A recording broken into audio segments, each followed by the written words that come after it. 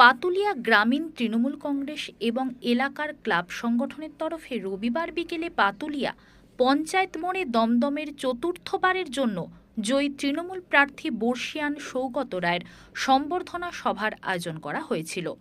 অনুষ্ঠানে হাজির ছিলেন পঞ্চায়েত প্রধান তপতি দাস বিশ্বাস, উপপ্রধান কিশোর বৈশ্য, পঞ্চায়েত সমিতির সভাপতি প্রবীর রাজবংশী সহ পঞ্চায়েত সদস্য সুকুমার সিং সহ একাধিক গণ্যমান্য ব্যক্তিবর্গরা।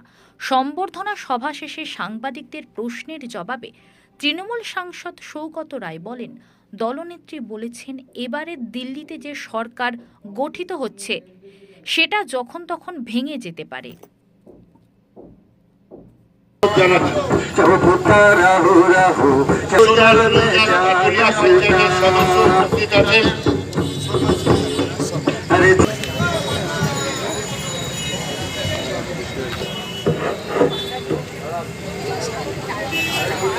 উত্তরীয় পড়িয়ে সম্বর্ধনা জ্ঞাপন করা অমিত বরণ চক্রবর্তী মহাশয় ওনাকে পুষ্পস্তবক দিয়ে ফুল দিয়ে বরণ করে নিলেন। ওই প্রার্থী আমাদের সকলের প্রিয়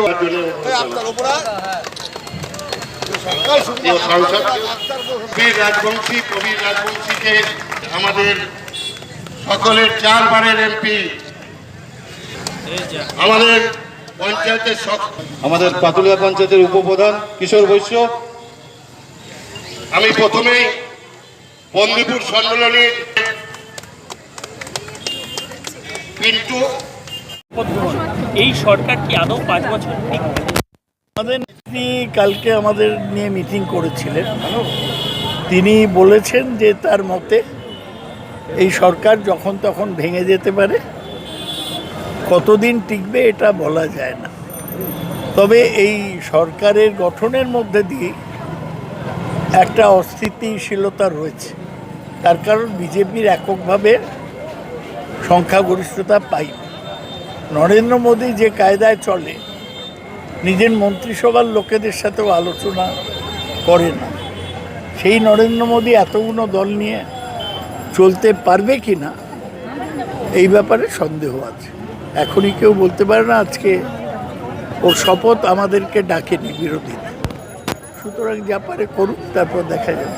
স্যার, অনেকেই নেহেরুজির সাথে তুলনা করছেন। না, কোথায়? নেহেরু ছিলেন স্বাধীনতা সংগ্রামের নেতা, গান্ধীজির নির্বাচিত উত্তরাধিকারী। তিনি 3 বার কংগ্রেস পার্টিকে নিয়ে একদম বহুমত পেয়ে প্রধানমন্ত্রী হয়েছে। নরেন্দ্র মোদী 3য়বার তো ভাঙাবার হয়ে গেল, তার কারণ সংখ্যাগরিষ্ঠতা তো নেই।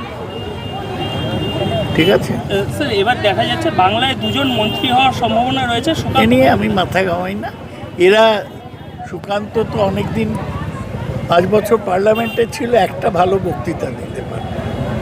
একেবারে অপদার্থ, অকর্মঠ, কি ভালো মন্ত্রী হবে আমি বললে হবে।